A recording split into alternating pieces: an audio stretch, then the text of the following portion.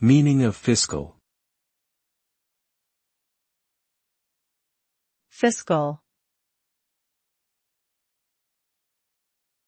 Fiscal. Fiscal. Fiscal.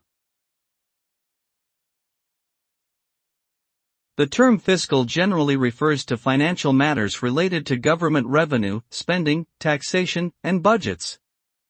It is commonly used in discussions pertaining to the management and regulation of public finances by various governmental bodies, such as treasury departments, finance ministries, and central banks.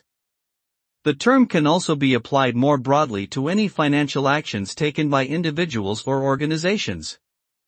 In short, fiscal is an adjective that characterizes anything related to the financial affairs of governments, businesses, or individuals.